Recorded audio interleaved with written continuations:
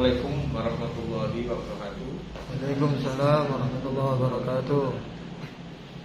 Pertama-tama marilah kita bersyukur syukur kepada Yang Maha Esa yang mana pada kesempatan hari ini kita dapat melaksanakan kegiatan pemberian materi wawasan kebangsaan yang diselenggarakan oleh sekolah Raden Rahmat, SMK Raden Rahmat, yang tentunya dengan bahwa materi yang akan saya bawakan adalah terkait masalah wawasan kebangsaan dan bagaimana para siswa SMK yang baru, khususnya yang Raden Rahmat ini sekitar 700, cukup banyak, maka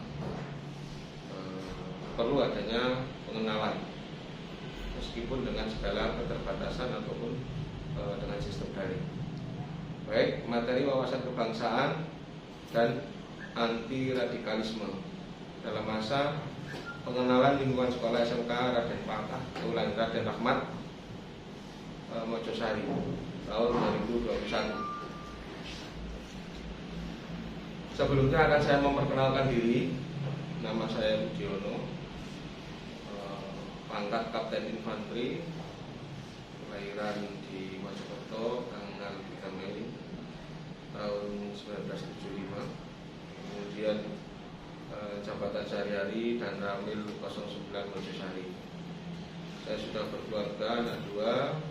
Tempat tinggal saya ada di Dusun Leco, Desa Centong, Kecamatan Gondang, Kabupaten Mojokerto.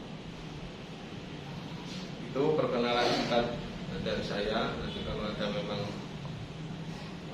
hal-hal yang perlu kita koordinasi, silakan saja merapat ke Kuramil 09 Mojosari. Kita mulai dengan adanya situasi seperti ini. Di samping adanya pergerakan-pergerakan, dulu kita kenal adanya nama radikal kanan, radikal kiri, dan radikal lainnya. Kali ini saya akan mencoba mengenalkan para siswa baru dari sekolah SMK Raden Rahmat kaitannya dengan radikalisme. Yang pertama, pengertian radikalisme sendiri itu adalah paham atau aliran yang radikal. Yang radikal dalam politik yang menginginkan adanya perubahan sosial politik dengan kekerasan. Jadi radikal itu cenderung dengan kekerasan dan secara drastis. Drastis artinya secara spontan. Jadi perubahan seperti itu. Sikap ekstrim menghendaki perubahan sistem di masyarakat sampai dengan seakar-akarnya. Jadi radikalisme itu seperti itu. Jadi mintanya itu cepat dan cenderung dengan menggunakan kekerasan. Itu pengertian radikalisme. Kemudian yang kedua terkait radikalisme agama. Secara harfiah pengertiannya tindakan ekstrim yang dilaksanakan seseorang atau kelompok orang yang cenderung menimbulkan kekerasan dengan mengatasnamakan agama. Nah, ini kondisi saat ini itu sudah ada di tempat kita. Baik oleh kelompok-kelompok yang sering kita lihat di media, contoh mungkin kelompok Jamaah Ansarul, ya, terus kemudian Jamaah Islamiyah, itu kan sekelompok yang mengatasnamakan agama. Ini perlu adanya siswa baru ini pembekalan seperti itu, jangan sampai terpengaruh. Kemudian ciri-ciri radikalisme. 1, fanatik terhadap pendapat sendiri, tidak mengakui pendapat orang lain. Jadi itu ciri-cirinya salah satunya. Jadi pendapatnya sendiri pribadi itu dianggap paling benar, orang lain dianggap salah. Nah, ini salah satu ciri radikalisme. Kemudian yang kedua, ketaatan mutlak terhadap pimpinan kelompoknya dalam segala hal. Jadi kalau sudah pimpinan kelompoknya bilang A, ya itu sudah dianggap paling benar dan harus diikuti. Ya ini yang ciri-ciri yang kedua. Yang ketiga, menutup diri dari pergaulan masyarakat di luar alirannya. Ini sudah kita banyak kita lihat di lingkungan. Jadi kalau sudah tidak ada kelompoknya itu tidak mau salaman. Kalau tidak kelompoknya itu tidak mau bersosialisasi. Kalau tidak kelompoknya, di lingkungan kita, tempat tinggal kita sehari-hari itu ada. Itu salah satu ciri ya, menutup diri dari pergaulan masyarakat kecuali kelompoknya. Ini kan sudah kita lihat banyak. Itu ciri-ciri radikalisme. Kemudian ciri yang keempat, keyakinan sangat kuat terhadap program yang akan dijalankan. Jadi kalau kegiatannya A, ya sudah pimpinannya bilang program A atau kegiatan A, itu sudah pasti harus diikuti. Kemudian yang kelima, tidak pernah berhenti dalam upaya penolakan. Nah ini kaitannya dengan kebijakan-kebijakan pemerintah itu pasti dianggap tidak benar. Ya, dianggap tidak benar dan pasti kelompok-kelompok ini cenderung untuk menolak kebijakan pemerintah. Ini ciri yang kelima. Kemudian ciri yang keenam, menggunakan kekerasan dalam mewujudkan keinginannya. Ini sudah pernah kita lihat beberapa kali kejadian di tempat kita. Baik contohnya mungkin Bom Surabaya, di Jakarta, itu kelompok-kelompok radikal.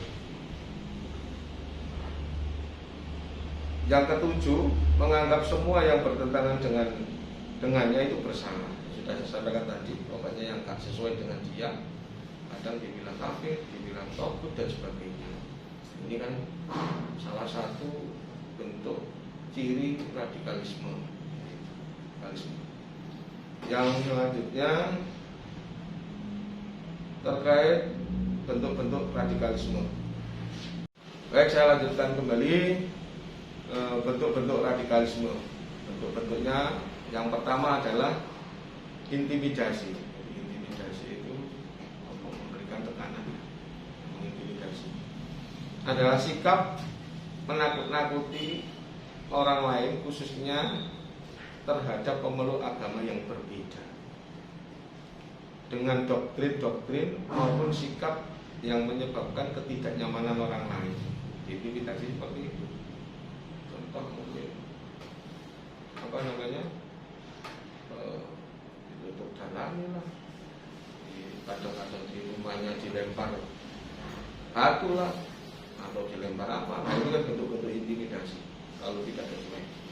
Kemudian yang kedua, labelisasi sesat, kafir, musyrik dan sebagainya. Sudah jelas itu kalau kita aja melihat di media sosial itu sangat banyak.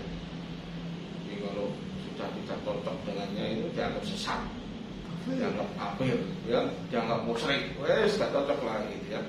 Ini paham selain paham yang mereka anut dianggap yang menyimpang, itu sudah jelas.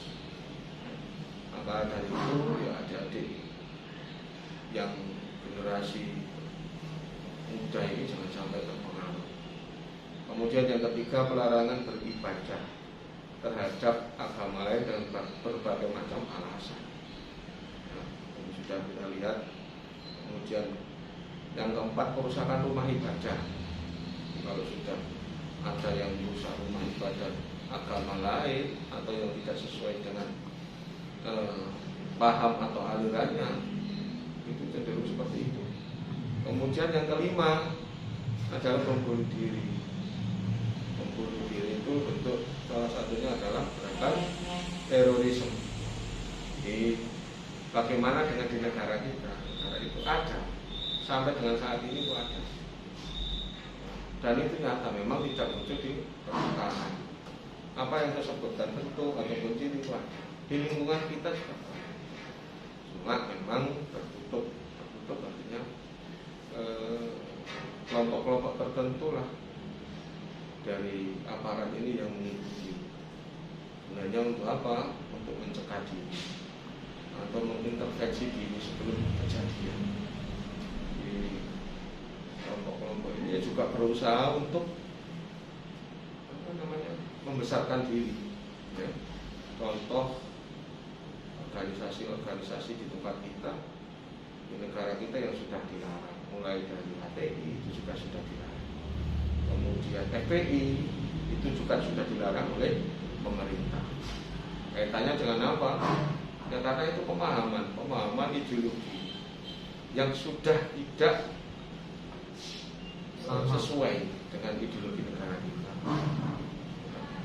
Ideologinya, pemahamannya syariat Islam ataupun khilafah, sedangkan di negara kita ideologi Pancasila itu sudah paten, Pak. Sudah paten, jadi kenapa saya bilang seperti itu? Dari dulu itu sudah pernah dicoba dengan berbagai macam ideologi. Nyatanya negara kita yang berkonflik terus. Maka secara historis Pancasila itu terlahir dari persoalan. Karena ideologi ya kita anut sampai dengan saat ini, ya ideologi Pancasila. Kemudian penyebab radikalisme. Ada beberapa penyebab, yaitu yang pertama lemahnya penegakan hukum. Ini salah satu penyebab. Kalau penegakan hukum itu tidak sesuai dengan asas keadilan atau tebang pilih dan sebagainya, ini salah satunya yang menjadi penyebab terkait radikalisme. Lemah penegakan hukum itu tebang pilih, tidak menjunjung asas keadilan. Kemudian yang kedua, rendahnya pendidikan dan lapangan kerja. Ini sudah sih. Jadi biasanya itu pendidikannya kurang dan terus kemudian tak kerja, pengangguran, itu gampang dimasuki paham-paham radikalisme. Ini sudah nyata. Jadi misalkan si A, si B, si C direkrut orang-orang ini, sampai dengan dibayar dan sebagainya. Ya salah satunya karena rendahnya pendidikan. Kemudian yang ketiga, lemahnya pemahaman ideologi Pancasila. Seperti yang saya sampaikan tadi, di sekolah-sekolah itu kan kalau dulu itu kan ada kegiatan atau mata pelajaran yang intinya itu terkait wawasan kebangsaan dan bela negara. Salah satunya adalah pemahaman terkait Pancasila. Kalau sekolah dulu itu, kalau kita zaman saya itu kan ada namanya sila Pancasila, pemahaman butir-butir Pancasila. Itu dipahamkan benar. Kondisi saat ini memang secara legal atau secara peraturan itu memang tidak ada. Namun bagaimana sekolah tetap ini harus diberikan kepada siswa. Karena yuk generasi penerus ya, adik-adik ini kalau ada bagaimana kan pemahaman Pancasila ini. Karena sudah jelas ideologi yang lain, tentunya saya yakin akan namanya negara kesatuan itu sudah akan berbeda, karena kaitannya dengan negara kepulauan. Satu daratan itu masih enak. Nah ini kita beribu-ribu pulau.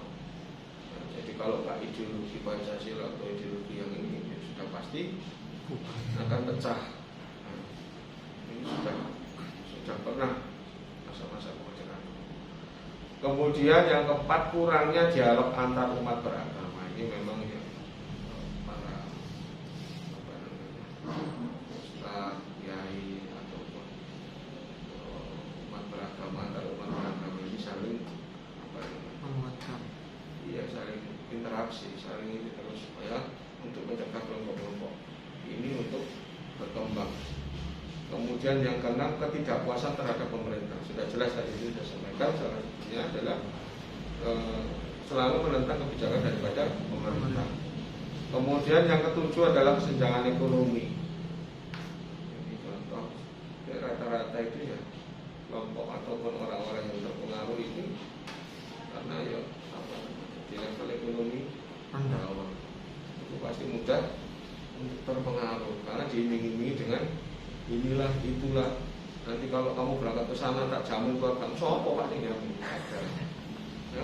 Kamu berangkat ke Syria, berangkat ke, loh saya tahu karena begini. Ini cerita sedikit bahwa saya itu pernah penugasan ke luar negeri itu sebanyak 2 kali. Jadi saya penugasan pertama tahun 2007 itu kegiatan umroh. Saya bertugas kan di Libanon Selatan. Libanon Selatan itu berbatasan langsung dengan Syria. Di situ menjaga namanya Bulen. Bulen itu ditetapkan oleh Dewan Keamanan PBB untuk supaya negara ini tidak terkonflik. Ketika saya bertugas tahun kurang lebih saya mendapat kesempatan untuk cuti, dan cuti itu saya gunakan untuk umroh ke Arab Saudi. Yang pertama tahun 2007 saya naik bis Pak ke Syria itu. Masih aman, saya mampir di kedutaan besar itu Syria itu. Transit dulu baru lanjut ke Arab Saudi. Itu tahun 2007. Tahun 2012 saya kesana lagi kebetulan. Itu sudah tidak bisa. Sudah perang. Dan dimulai dari Irak dan sebagainya, yaitu ISIS, ya, ISIS namanya kelompok ISIS. Warga negara Indonesia yang ada di sana yang ikut berjuang dengan melalui penghubung-penghubung supaya bisa masuk ke sana. Sudah pernah kita lihat juga di YouTube ataupun di media sosial, itu memang benar ada. Terpengaruh apa? Ya ini tadi terkait pemahaman radikal.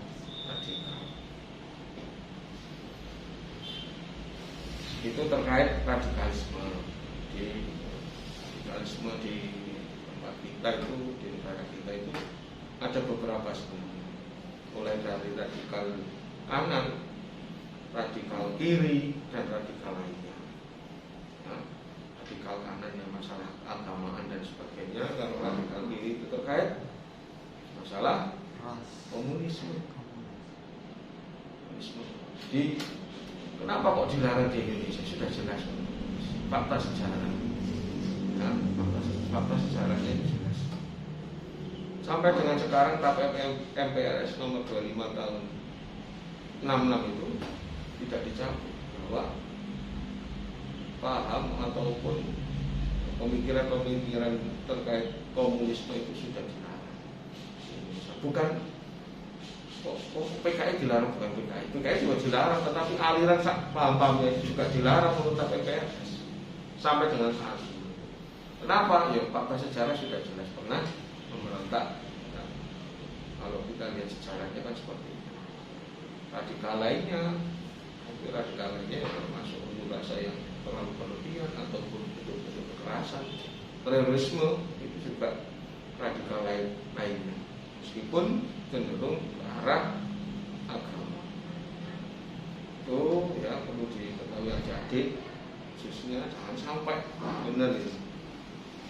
Kalau dibilang kalau sudah masuk susah keluar. Saya sebelumnya kan juga berdinas di Satuan Intelijen kurang lebih 3 tahun. Saya juga pernah mendalami itu. Kalau sudah masuk ya susah keluar. Kenapa? Begitu keluar diancam.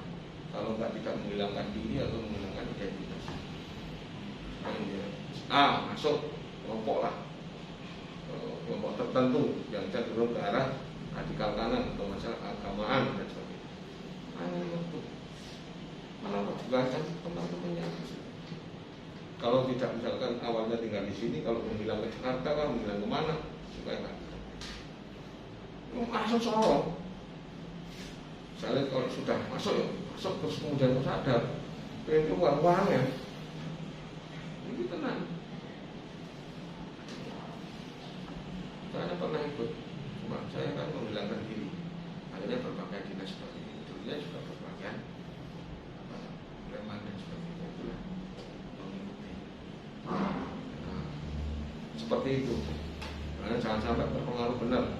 Yang paling mudah terpengaruh saat ini termasuk juga anak saya. Paling mudah itu gampang meracuni pikiran anak sekarang. HP sudah itu. Udah, mana sih nggak pegang HP, ada nggak punya HP? Ada yang punya nggak punya HP nggak? Mana semua? Coba teman sekolah dari dulu. Sanggup 100 dulu Pak, 100 rupiah. Saya kerjain Pak angkot. Iya benar, nggak ada HP. Saya ki HP, juga ini pikiran dengan itu sudah. Kalau nggak gitu juga kita ketinggalan. Nggak punya HP. Hari ini nggak punya HP, bagaimana ya? Makanya HP juga, tapi harus kita pandai-pandai mengganti dirinya. Mana yang harus kita kita gunakan untuk dampak yang negatif, yang positif kita ambil. Kalau sudah kaitannya dengan pemberitaan ataupun berita atau media sosial yang ini yang ke arah ini sudah jangan diikuti, jangan coba membaca, karena sekarang itu kan banyak mohon maaf ustaz YouTube, ustaz Google, ngajinya tidak ke pondok pesantren, ngajinya di namanya guru, namanya seorang guru, misalnya guru murid kok, dan dengan nanti mungkin gaji apalah, namanya dokter dan sebagainya, itu pasti melalui sekolah belajarnya. Kalau udah kiai ya melalui pondok, ya melalui pondok-pondok ataupun sekolah-sekolah masyarakat agama, bukan melalui Google. Maka dari itu sekarang namanya ini harus ada gurunya lah. Kalau melalui Google belajar sendiri, akhirnya timbullah pemikiran-pemikiran yang sempit tadi itu. Karena radikal. Belajarnya dari mana? Dari dipengaruhi Facebook dan sebagainya. Gak pernah ketemu orangnya, tapi begitu secercap dengan apa namanya? Yang lewat media itu. Wah, langsung dulu angkat dia kemana itu, semuanya dijual. Berangkat ke Kalimantan namanya Bapak dulu itu. Ya tahu kemana Ponorogo atau Blitar itu ada rumahnya. Sak dokter pun ada. Kenapa orang kadang berpendidikan? Kalau saya berpendidikan kurang ataupun tinggi ataupun cerdas, biasanya kalau orang-orang cerdas itu mempunyai idealisme. Pokoknya kalau karo aku yo salah. Orang idealisme kan seperti itu. Karena apa? Terlalu pintar. Idealisme. Dari itu nanti adik-adik yang misalnya setelah SMK ini lanjut kuliah yang butuh pandai-pandai. Karena di perkuliahan juga sama. Ada pengaruh-pengaruh seperti itu. Universitasnya ada, tidak usah sebenarnya tidak ada SMK. Kalau tidak ada bagus. Hanya ketika nanti kuliah di mana, dan cenderung orang itu pintar dan dipengaruhi. Orang pintar itu mempunyai ideologi ataupun idealisme tinggi. Itu terkait radikalisme, pemahaman sedikit, semoga bermanfaat. Nanti kita lanjutkan terkait wawasan kebangsaan. Wawasan kebangsaan yang mengarah ke bela negara. Negara kaitannya dengan Pancasila dan Undang-Undang Dasar 45.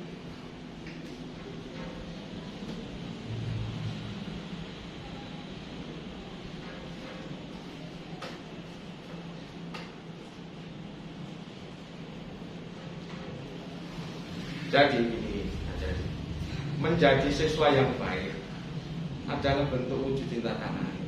Bentuknya salah satu siswa yang baik menjadi siswa. Kalau Anda ada adik menjadi siswa ya menjadi siswa yang baik. Artinya jangan sampai terpengaruh pergaulan. Kenapa remaja itu paling mudah terpengaruh? Karena mencari jati diri. Sekolah di SMA itu titik baliknya manusia. Saya salah satu titik puncak titik balik. Kenapa saya bilang seperti itu? Ya dengan mau lulus SMA mau kemana, kuliah atau kerja, itu titik balik. Di samping itu salah satu mewujudkan program pemerintah pendidikan dasar 9 tahun dengan minimal itu SMA.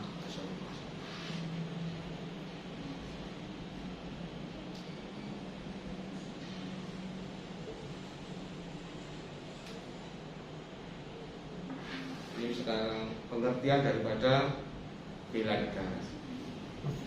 Bela negara adalah sikap dan perilaku warga negara yang dijiwai kecintaannya kepada NKRI, pada negara, yang berdasarkan Pancasila dan Undang-Undang Dasar 45.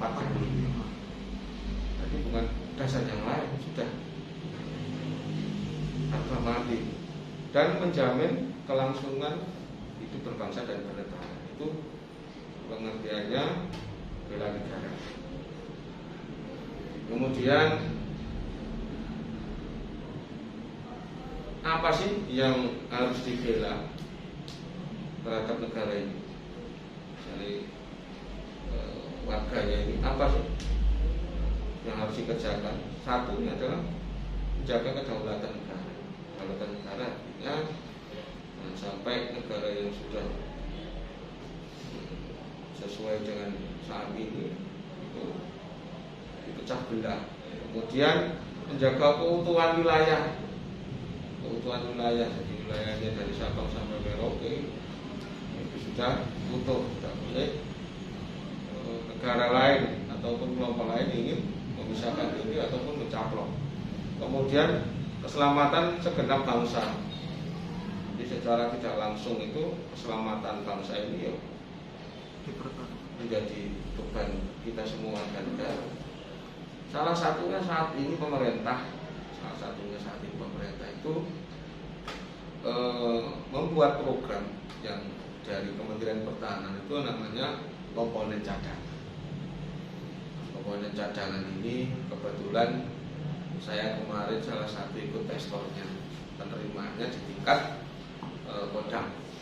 Nah, kalau nggak salah kemarin itu 300 orang, sudah hampir 1 bulan. Pendidikannya di Dodikjur Malang itu selama 3 bulan, dan pendidikan latihan dasar militer. Di komponen cadangan ini salah satu bentuk resminya negara membentuk suatu organisasi namanya komponen cadangan. Jadi kalau di kita negara kita komponen utama yang unsur TNI untuk komponen utama, komponen cadangannya yaitu komponen cadangan lagi dibentuk.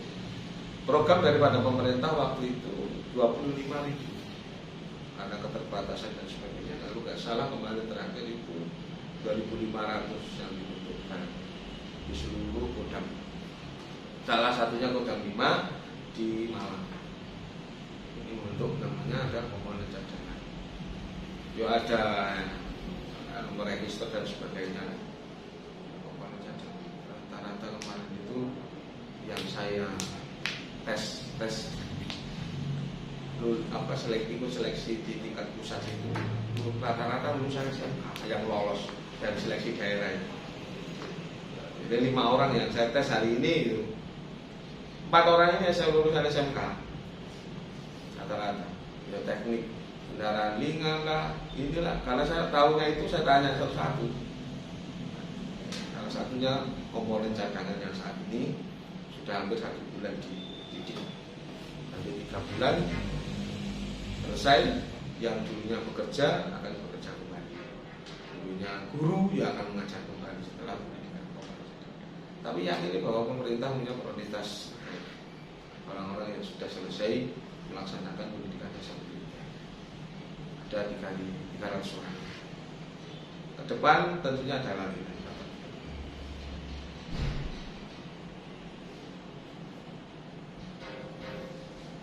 Mengapa negara harus dibela?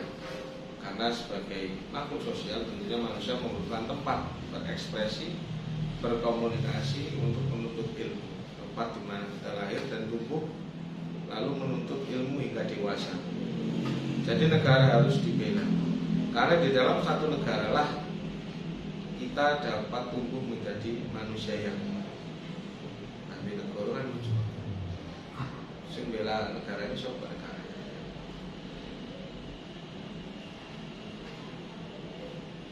Siapa saja sih yang wajib membela negara? Ya setiap warga negara.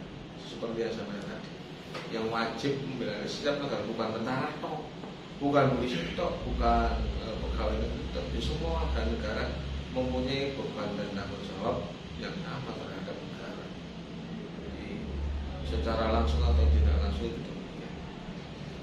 Setiap warga negara berhak dan wajib bela negara sesuai dengan pasal 27 ayat 3 Undang-Undang Dasar 45. Itu sudah ditetapkan di sana. Dan pasal 9 ayat 1 Undang-Undang Republik Indonesia nomor 3 tahun 2002. Jadi, itu sudah jelas di dalam undang-undang bahwa yang paling pokok adalah di dalam Undang-Undang Dasar 45.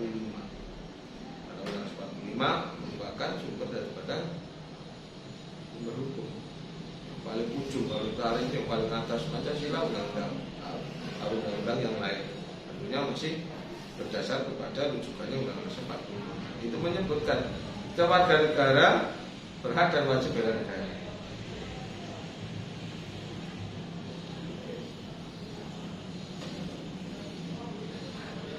Pasal 27 ayat 3, setiap warga negara berhak dan wajib ikut serta dalam upaya pembelaan negara. Seperti yang saya tadi, salah satu yang bentuk resminya saat ini adalah bentuk komponen cadangan. Komponen cadangan yang sudah dibentuk Kementerian Pertahanan yang saat ini sedang berjalan. Kemudian Undang-Undang Republik Indonesia nomor 3 tahun 2002 pasal 9 ayat 1 tentang pertahanan negara, yaitu yang berbunyi upaya bela negara merupakan sikap dan perilaku warga negara yang dijiwai kecintaannya kepada negara kesatuan Republik Indonesia berdasarkan Pancasila dan Undang-Undang Dasar 45 dalam menjamin kelangsungan hidup bangsa dan bernegara. Karena begini, di dalam pembukaan Undang-Undang Dasar 45 itu juga ada namanya Pancasila. Jadi apa Pancasila? Apa enggak? Hafal. Hafal waktu sholat. Lanjut. Toro hafal. Ya, nggak bisa. Jadi kita juga harus namanya negara harus ideologinya itu sudah ideologi sudah matang, jangan sampai terpengaruh ideologi yang lain. Jangan sampai terpengaruh.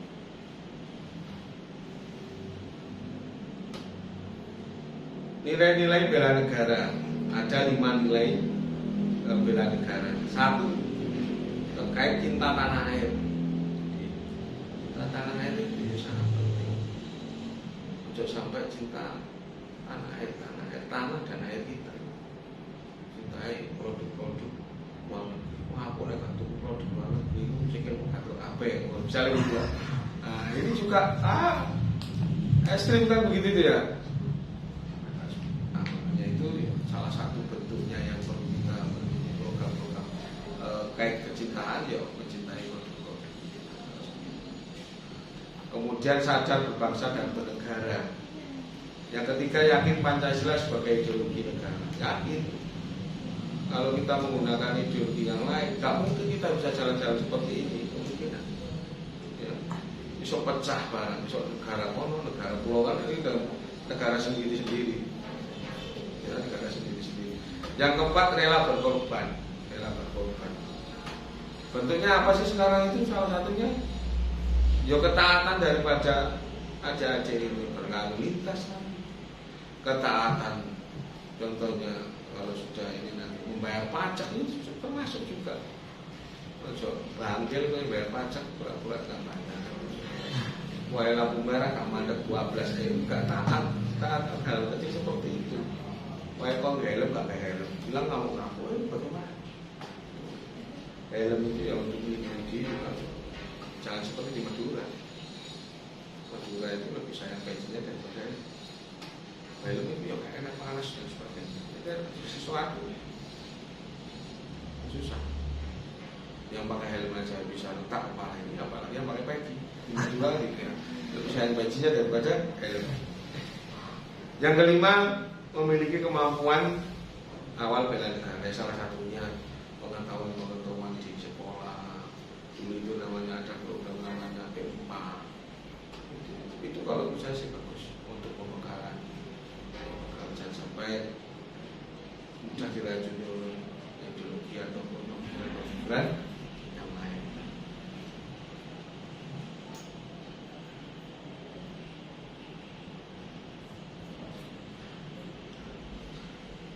Membela negara itu juga tidak tidak harus bentuk mengangkat senjata.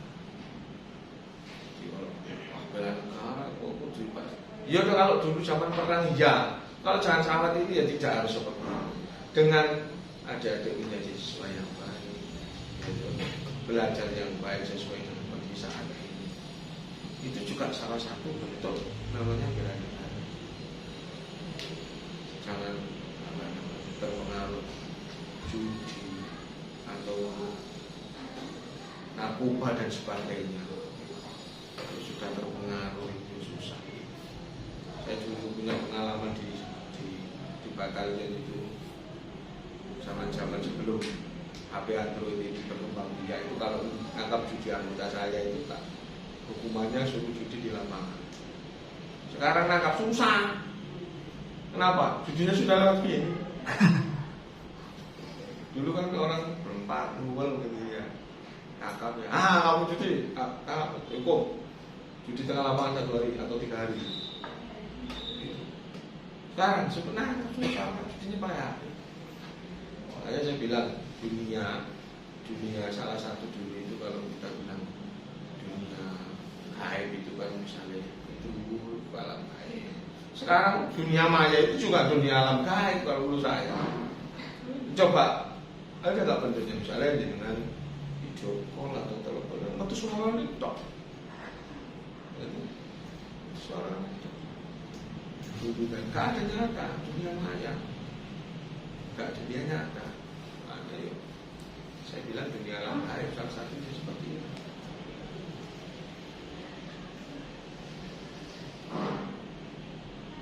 Dengan menjadi siswa yang baik itu juga salah satu bentuk ya. Kemudian bahwa negara kita itu adalah terlahir dari perjuangan, jadi tidak pemberian kemerdekaan. Di lahirnya itu ya melalui perjuangan memang, melalui perjuangan. Negara kita itu sebenarnya negara yang sangat kaya. Kenapa saya bilang negara kaya? Karena saya sudah pernah membandingkan di luar negeri. Saya itu hampir 1 tahun yang pertama itu namanya bilang lagunya Iwan Fals itu ya betul. Sana sini kan misalnya nanam singkong gitu, kayu dicenik, kayu itu, kayu dicenik, urip.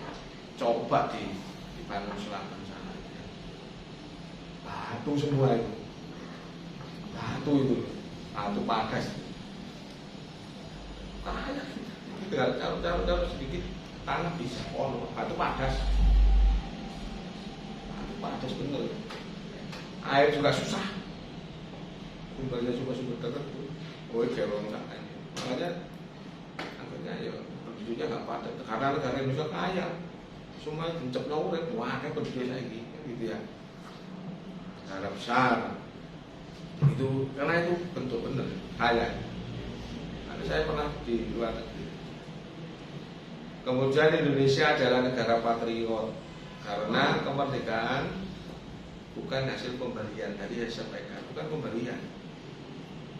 Jadi bukan pemberian penjajah, jadi melalui perjuangan, pengorbanan dan sebagainya. Ya untungnya apa namanya? Yang kapasnya itu coba dulu kita itu dulu ya dijajah negara-negara yang selain Belanda ini lebih maju, mungkin lebih maju. Karena kan kalau Belanda itu kan politiknya dalam imperiumnya itu politik divide et impera, soalnya politik divide et impera, politik adu domba. Adu domba itu artinya kalau tak mendorong penjajah itu sesama ini. Tapi sing aman nih penjajah ini, sing baru peti sampai saat ini namanya juga ada bentuk negara, ada bentuk seperti KKN. Ini negara cuma Belanda soalnya dibentuklah namanya KPK. Ini susah aneh sing ngambil korupsi dan sebagainya. Maka bisa untuk KPK.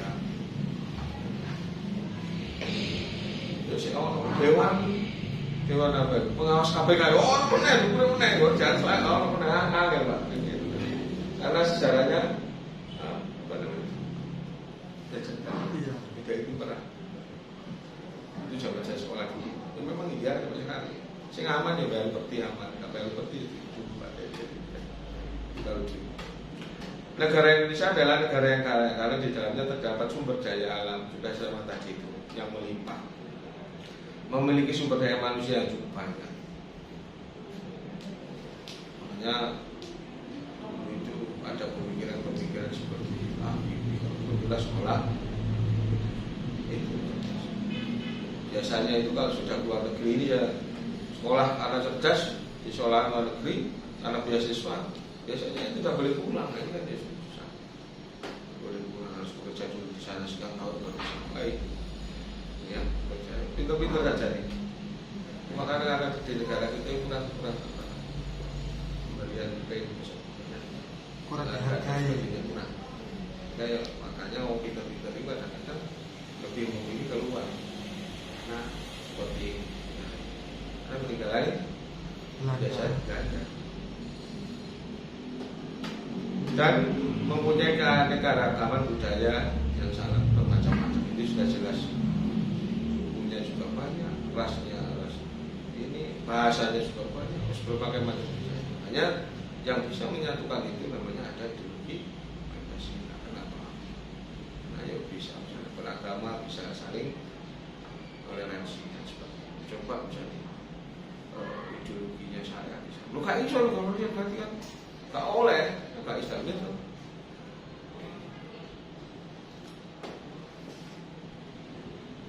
Negara Indonesia adalah negara besar yang sangat luas, wilayahnya sudah jelas, letaknya juga sangat strategis. Itu namanya sampai dengan saat itu kan kondisinya di antara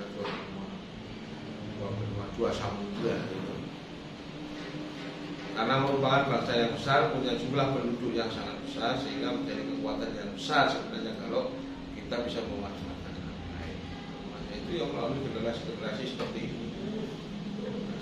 Pembekalan mengenai wawasan kebangsaan dan sangat penting. Masalah ideologi negara itu sangat penting. Karena apa? Pinter tapi keblinger kan gitu. Pinter keblinger itu kan akhirnya ikut yang tidak benar. Karena wawasan pembekalan tadi anak generasi muda ataupun remaja itu mudah terpengaruh.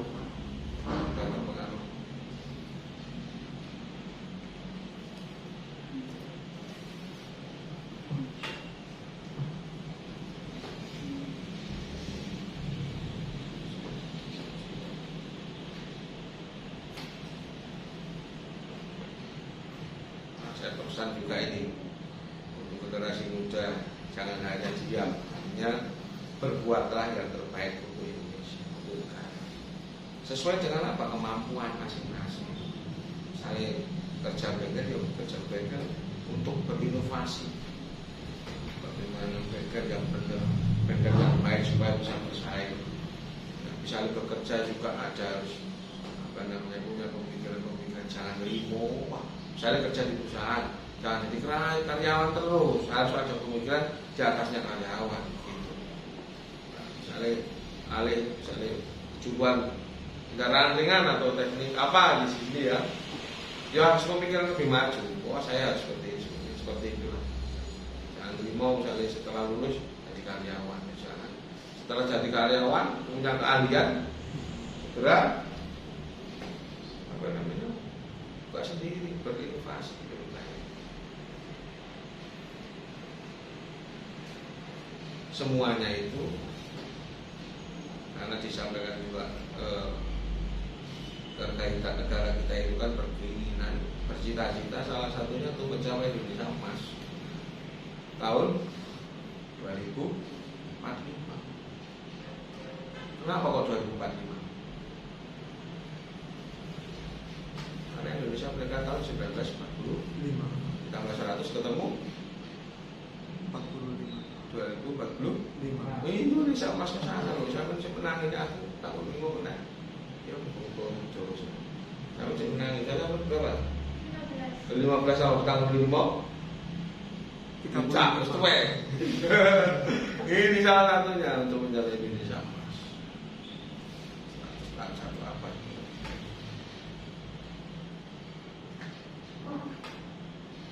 Itu kan Indonesia makmur, rakyat kecil bisa selalu tersenyum.